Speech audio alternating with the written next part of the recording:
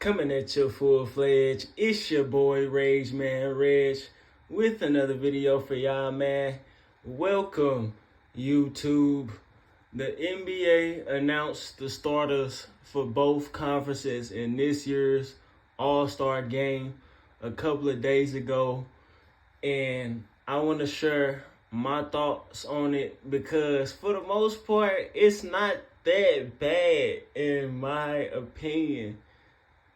Now, first, it was announced months ago that the All-Star game was returning to the old East versus West format.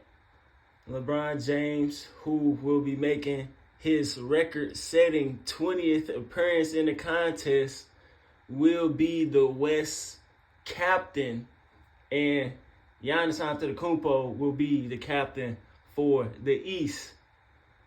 So, if the fans presumably already picked the starters and all-star reserves by vote, what's the point of the captains? We shall see. It's also fitting that two of the more involved superstars in their franchises are the captains and have been for a couple of All-Star games. I must say, I'm proud of the voters when it comes to the Eastern Conference starters, man, myself included. Listen to the reasoning. Tyrese Halliburton is the league leader in assists, who's made the Pacers a real threat to make it out of the East or just contenders for years to come in just 2 seasons. Joining the Milwaukee Bucks and the Greek Freak, Damian Lillard is in his first ever starting position as he's the best point guard on the winningest team in the conference. Making his 5th appearance, Jason Tatum is for sure a top 3 MVP candidate as he's the best player on the best team in the league. Then you got Joel Embiid, who, again, is more than likely going to lead the league in points again this season, as the Sixers have the 3rd best record in the East. The Western Conference All-Star starters is so capped, man. It's so capped, bro. So we have SGA and Luka Doncic as the starting guards.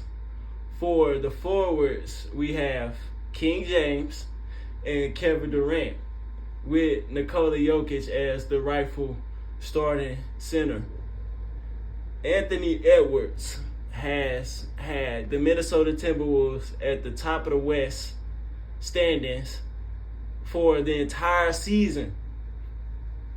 I get that Luka is capable of putting up 70 on any given night. He just put up 73. But the Mavericks are 8th in the West. They're 8th in the West. Kawhi Leonard and Paul George are finally having a healthy season where they have not 1 but 2 elite playmakers for their game. They would have home court advantage right now if the playoffs started. They got snubbed for a 6th-seeded forward in KD and a 9th-seeded LeBron James. Okay, I get it. Okay, we're going to leave it alone. So, let's try to play devil's advocate here. Anthony Edwards has been in the news fairly recently for saying some not so politically correct things publicly or while being recorded. So there's that. Number 77, Luka Doncic, has been one of the league's biggest assets since he was drafted and has the gaudy stats. So there you go. While KD isn't the NBA's favorite superstar, he's definitely the most accessible And the media isn't giving any shine to Kawhi Leonard, who doesn't pay them any mind, and they're not paying him any if they don't have to. As for Bron, the longevity leading saga continues. Now, we got Knicks fans, all ball, all them guys. I know a lot of Knicks fans, New York guys watch my channel. I'll check the analytics. Knicks fans think Jalen Brunson got snubbed as a starter. I personally don't. Again, Dame is the best guard on the best team, and Tyrese Halliburton is the league leader in assists. I get it. The Knicks hooping, but I just don't see him as a starter over them two. He having a hell of a season, but over them two, I don't think he was snubbed. I just think it was just an edge out. And then who else you got? Curry. Some people think Steph Curry got snubbed. Steph Curry did not get snubbed, bro. The Warriors just not good enough, bro. Their record is not good enough. Individual stats high, okay, if you want to say that. But at the same time, let's justify Bron and KD. And I don't want them as starters. So I don't think Curry got snubbed. Who else? I think if you don't want to put Paul George in there. If you don't want to put Paul George and Kawhi, if you don't want to put Paul George in there, I think AD got snubbed.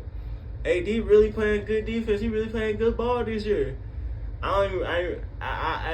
Or so I've heard. I really haven't been watching their games, but AD has been more solid, and he haven't really been getting hurt like that. So I would put you could have gave it to him, but let me know what y'all think. Do y'all agree with the starters? I agree with the Eastern Conference 100%. That's who I voted for.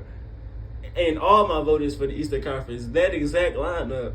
So I agree with that. The West is so capped. KD, Luka, Bron, get them out of there. They literally have subpar records if it came to playoff contention. All of them would be in the doghouse because they don't have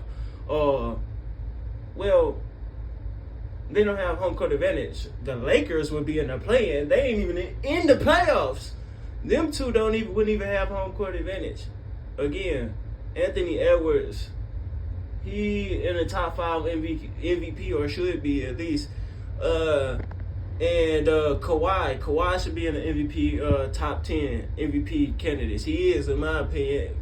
Kawhi should be a starter, but he an enemy of the media, so they ain't gonna give him credit unless he winning. If he got hardware to prove that the credit is valid, it has something tangible behind it.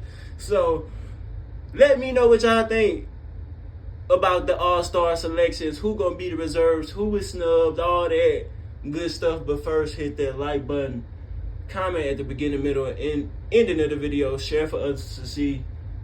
Subscribe if you're new, and hit that notification bell so you can be notified every time I drop. And I am